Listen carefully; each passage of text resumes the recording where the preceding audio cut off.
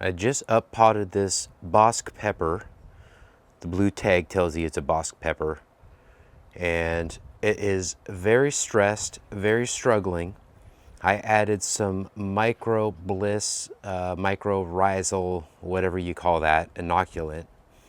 And right back there, that is full of vermistera vitality to help with the stress of the transplant. My hope, this is July 4th, my hope is that this will do very well from here on out with all those extra things. I'm gonna water this in. There's definitely some water, fertilizer, all kinds of good stuff below that.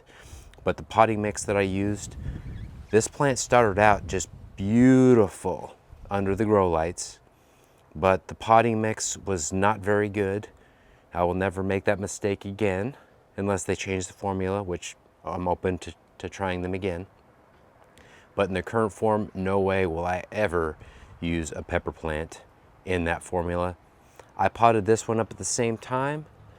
This one is much healthier, even has some blooms already.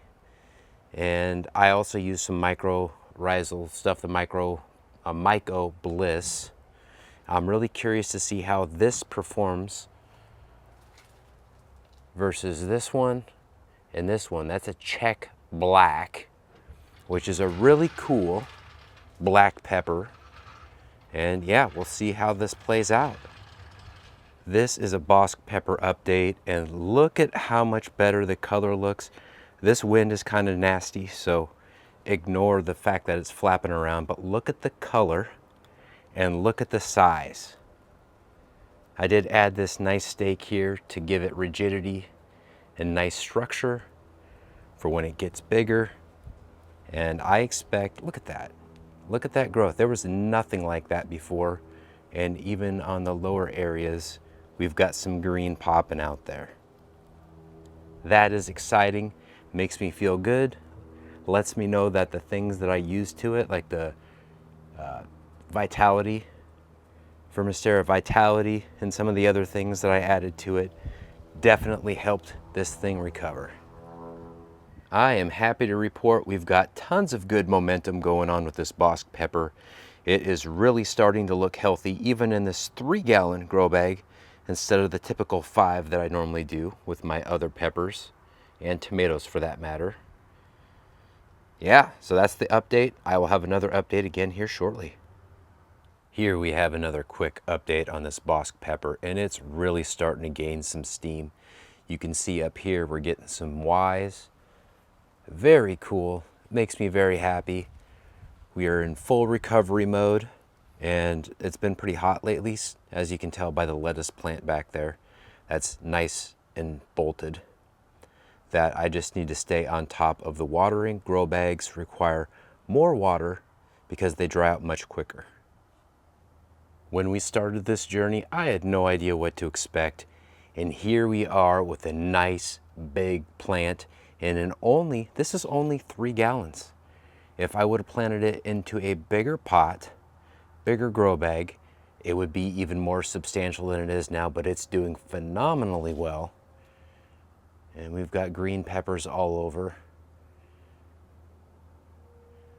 That one right there is doing quite well. Should be nice size stuff once they continue to grow here. We are at the end of August, and the next clip I hope to show you will have all these peppers right here that are mostly just forming at this point be red. And I've got a red one down at the end there that I planted much more in advance of this. Maybe you can see it. Yep, maybe even, there might even be more than one red Basque pepper there. But yes, this is Pepper Lane right here. One of the pepper lanes, and you'll see in other videos that I post from this growing season and the next few months, maybe even into next year, because I've got a lot of content I still need to edit. We have done very well so far, and it's not even to the end of August yet. I think it's the 27th today, so we have a few more days in August. I cannot wait to show you these Basque peppers all red. We are in mid-September now, And this Basque pepper is doing incredible. The only thing we don't have is red ripe peppers, but we've got tons of nice green ones, and they should be ripe very soon. Speaking of ripe ones, I'm going to show you what's going on the rest of this pepper patio. Porch peppers, whatever you want to call it. I had a fancy thing in my head this morning, but I completely blanked on it. Maybe I'll put it on screen, maybe I won't, but I'm going to show you the peppers. We are looking at another Basque pepper plant here on this pepper patio.